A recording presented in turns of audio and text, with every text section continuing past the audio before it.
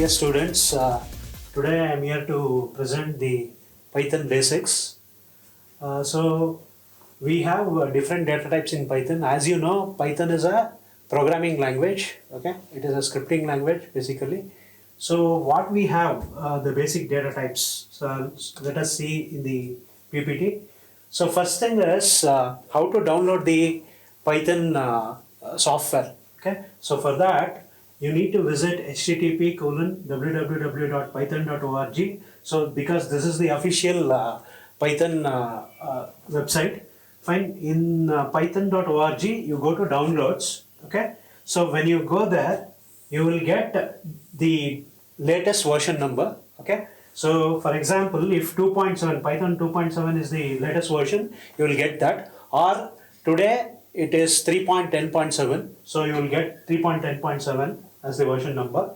So once you click download that, you will be like getting a installation file which will be saved in your downloads folder usually. So from that, if you click the installation file, so you will then go to this particular prompt. Okay, so once you open the Python file after installation, you will get this as the window. So this is called the Python command line. Fine. So once you install, you will get a screen called as add path to the file. So what is that actually? You need to add the Python files, whatever you store in the system, into this particular path. So you just tick it. It is just a checkbox. You need to click it. So once you click it, you will go to this particular prompt. Fine. Now how to go to this particular prompt once you install it is, you go to start, you just give run, that is the run command, then you will get a window. In that window you just type cmd, that is command. Once you press enter, you will get a window again, this kind of MS-DOS window. In that MS-DOS window, see to it that you are in admin. If you are not in admin also fine. You just type python, that is python.exe file. Once you open that python.exe file, you will get the Python command line like this. This is one mode in which you can work with Python. That means this particular prompt will help you to type some code. So for example, here if you observe, there is a print command given. Inside this print, I am giving hello Python world. So hello Python world is a string that I am giving. I want to print it, so I am giving inside the function called as print. So print is a function, hello Python world is a string. You will give this, once you give this and press enter, you will get the output then and there itself. This is what is called Python command line mode. Fine. So we'll go to the next slide now. If you observe, there is one more kind of development environment which is called IDLE. What is the full form of IDLE? It is Integrated Development Environment for Python. Okay. So how to go to this IDLE is,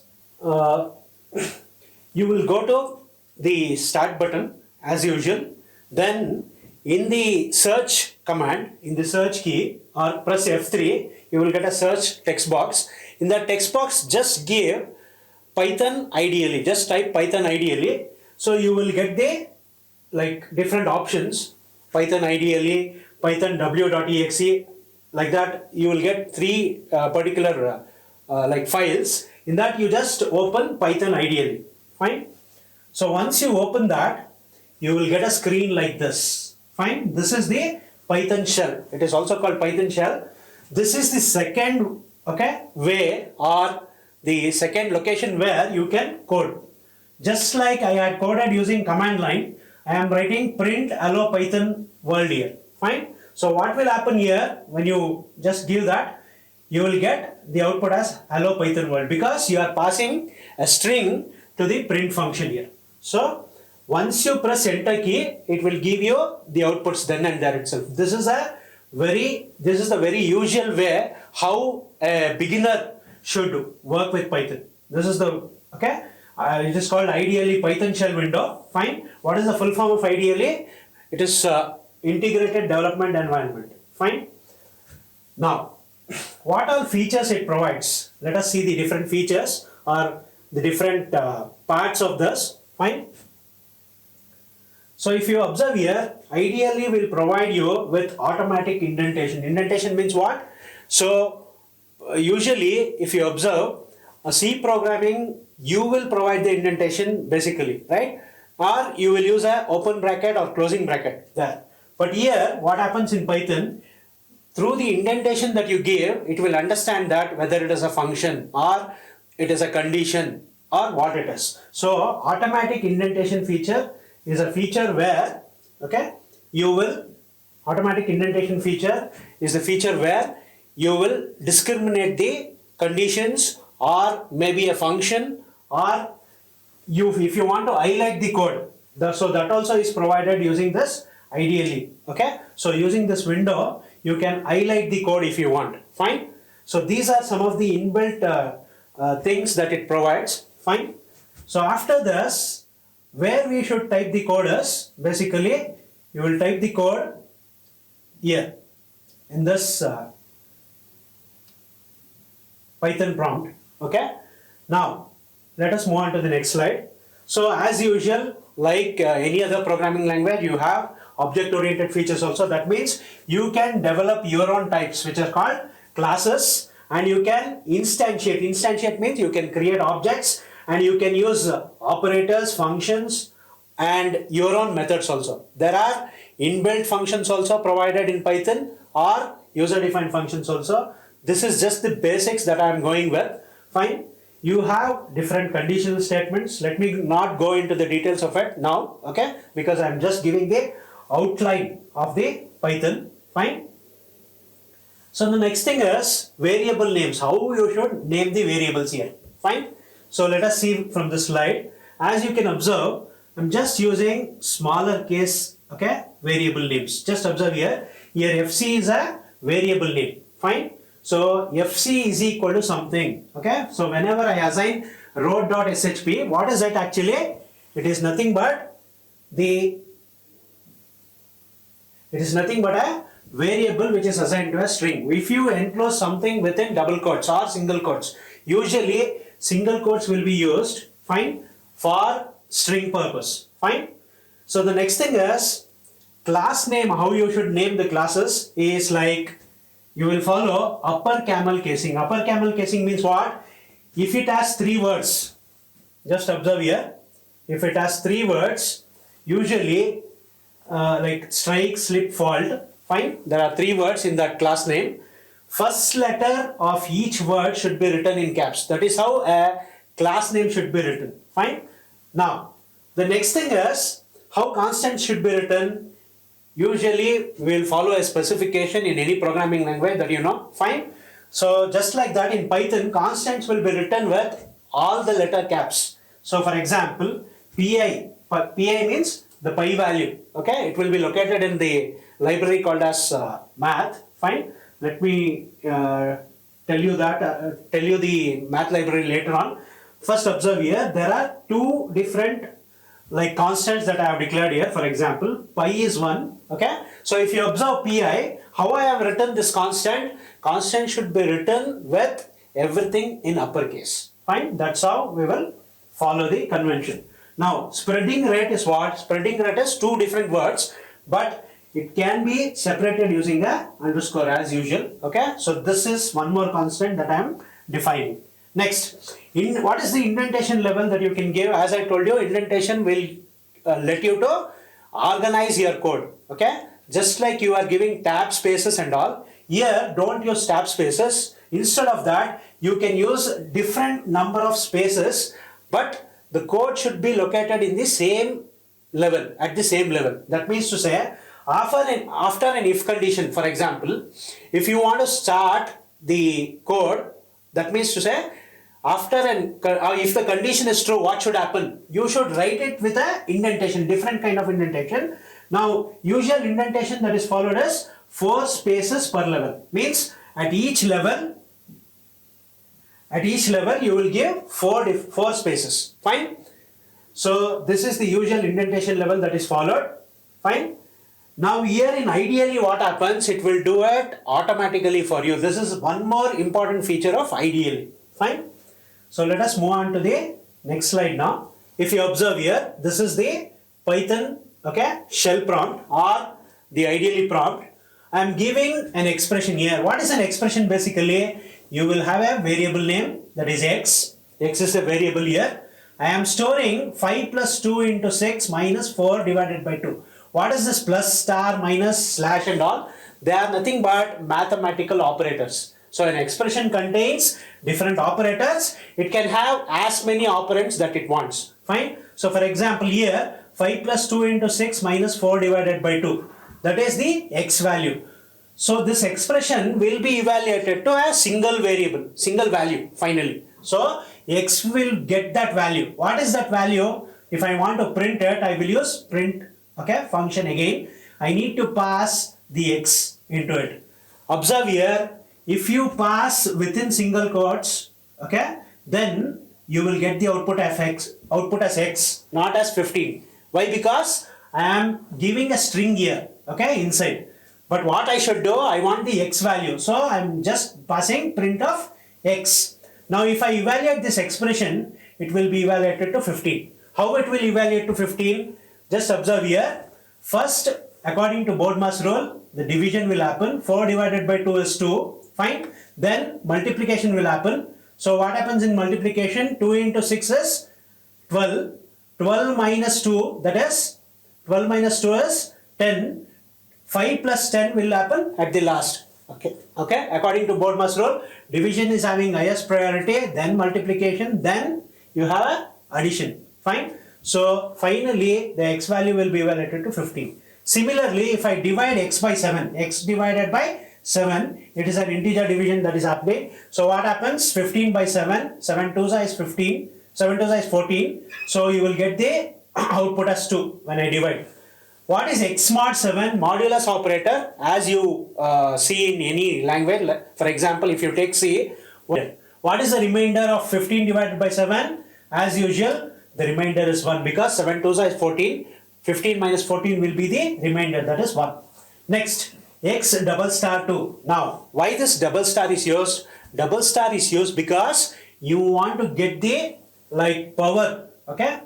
Power of one value into the other one. So for example here, 15 is the value that is stored in x as of now. So 15 double star 2 means 15 square. 15 square will be evaluated to 225.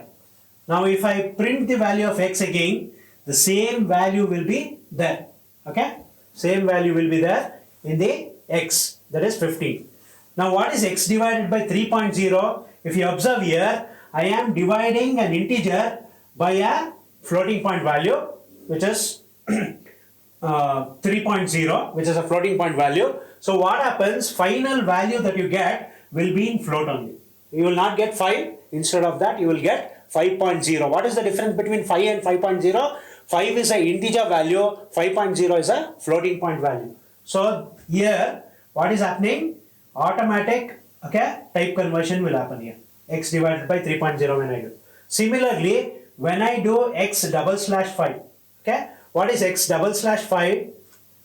15. It will give you the least integer quotient. That's all. Fine. Next, if I say x is equal to x minus 5, I know that my x value is 15. So 15 minus 5 would be 10. So when I print the x value here, I will get 10. Next, similarly, 10 divided by 3 if I do, okay, I will get the value as 3 because 3 3s is 9. Fine. But when I say 10 divided by 3.0, observe here, I am getting the floating point value. So this is the difference between giving, okay, integer in the denominator and giving a floating point value in the denominator. If you give a floating point value, the final value will be a float value, that is 3.3333. But when I use a integer, I will get a integer quotient only. Next, double slash operator. Why we should use double slash operator? That is, you will get the integer division value. Just observe here, 10 double slash 3, that is, the value will be 3. This is just the integer division divided value. 4 double slash 1.5, it is 1.5 into 2 because it is divisible by 2. So you will get the remainder. Remainder will not come here. You will get the integer division quotient. Fine. Next, 13 divided by 4. 4 3s is 12. Right? So you will get the quotient as 3. The next thing is, Python has different data types. Okay, among that the major ones are integers, float, boolean values. Boolean value, what it can take? It can take either true or false. Fine. So that has been shown here.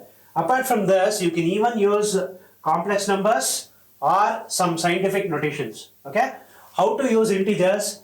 For example, just observe here. Numbers or integers will be stored like 5, -8, 43, again negative number -234, or a positive number 9,900 or 99,933. Okay, so like this, integer constants can be used. Those come under the category of numbers. Next, we have floating point values. So what are floating point values? Just like after dot. Okay, so if you want the accuracy, you should go for floating point values. Fine. Here again, you can use scientific notation also, or you can use e to the power of 12. So like this also you can represent. Fine. These are called scientific notations. Even you can use complex numbers. What is the format of complex number? As we know, a plus ij. So it is 4 plus 3j, or 8.0 plus 4.6j. So this is the floating point complex number, whereas integer representation is 4 plus 3j. Next, Boolean value, as I told you, what it can take? It can take only two values, either true or false. Fine. Next, if we apply addition, okay, so how to manipulate numbers? Manipulation means you will apply some operations, you will do some operations on numbers. Directly, if I give x is equal to 8.8 plus 2 and print the value of x, I will get 10, because 8 plus 2 is 10. Similarly, I can apply subtraction and multiplication. Okay, so suppose if I say 8 into 2, this is just an integer multiplication that I am giving, right? Because both the values that I have given for multiplication are integers. So you will get the value as 16. Whereas if you give the first value as integer 8 and the second value as 2.0, which is, what is 2.0 here? What is 2.0? 2.0 is nothing but the floating point value. So you will get 16.0 instead of 16, which is a floating point multiplication. Next, let us go for division. Okay, when I say 7 divided by 2, normal division will happen, but the result will be an integer. Whereas if I say 7 divided by 2.0, so what is happening here? The denominator is a floating point value. Okay, so the output will be a floating point value like 3.5.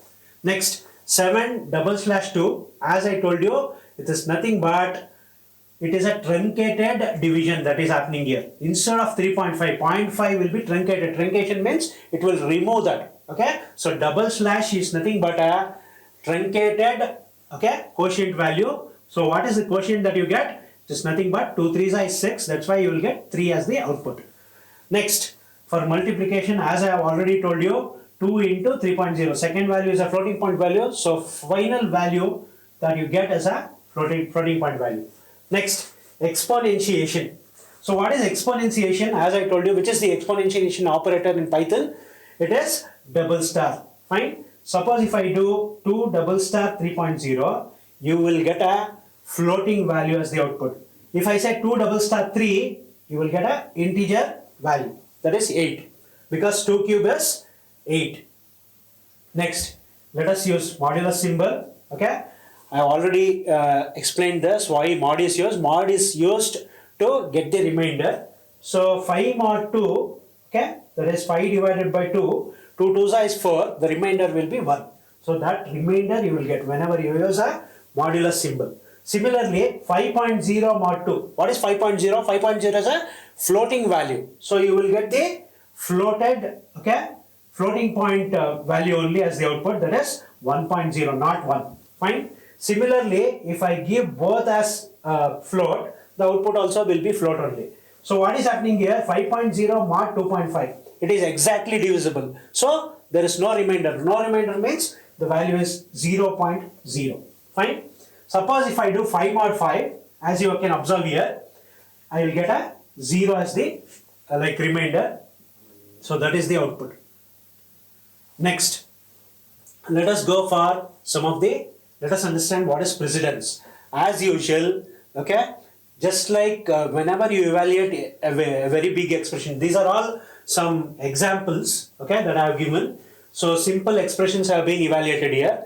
Like this, if you want to evaluate more complex type of like expressions, then you need to pass the, like you need to follow a precedence of operators. What is that precedence? First the power symbol will be evaluated, fine, then division will be evaluated, then multiplication will be evaluated, then we have addition, subtraction and all other things. Suppose if I use a parenthesis, parenthesis means if I use a pair of brackets like this, fine, then which one will be evaluated first?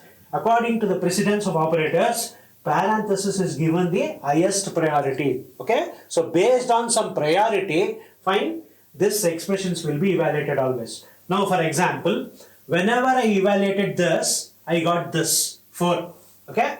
So what is happening here? First division will happen, 3 divided by 4, okay. So it is 3 is not divisible by 4, fine. 6 by 4 will happen here, fine, because 2 into 3 is 6, 6 divided by 4 is, it is an integer division, so you will get 1, 5 minus 1 will be 4, fine. If I use brackets also, if I use parenthesis here, so for example, for 2 into 3, I am putting a bracket. So what is happening here? First parenthesis will be given the preference, so you will get 6 as the output here. Again, you have one more pair of parentheses here, so 6 divided by 4 will happen in the second step. 6 divided by 4, it is a normal integer division, so you will get the output as 1. 5 minus 1 will be again evaluated to 4. So this is the value that you get out of this expression. Similarly, let us take up one more expression. 50 divided by 2 plus 2 double star 3. Now I have used power symbol, okay. So power operator will be evaluated first, as I told you, according to precedence, right? So 2 cube will be evaluated, so you will get 8 as the output here in the first step. Second step, what happens? It will go to division. 50 by 2 is 25, correct? So 25 plus 8 minus 8 divided by 4. So what happens here in 8 divided by 2? So 4 will be the output. So 8 minus 4 will be 4. Here you already have 25. 25 plus 4 will be 29. Okay. Now if I use brackets here, what happens? I have used 3 pair of brackets here for 50 by 2, for 2 double star 3 and 8 divided by 2.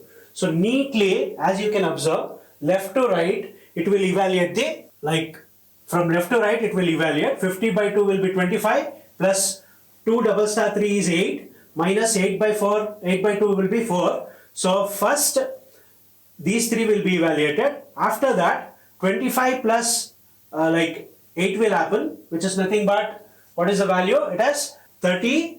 25 plus 8, it will be 33. 33 minus 4 will be 29. So it will be the final value. So whenever you evaluate this with a bracket or without bracket, you will get the output as 29 itself. Now for equal precedence, go from left to right. That is the rule. So what is the meaning of it? Suppose if two values plus and minus is having equal priority, for example, okay, or all brackets here is having equal priority. So what does it follow? As a thumb of rule, it follows left to right evaluation method. Fine. Now whenever power symbol is there, as I told you, okay, power will be evaluated first, okay, then division, then the other mathematical operations. Fine. So let us stop here for the day. Fine. Thank you, students. I'll just move forward in the next class. Thank you.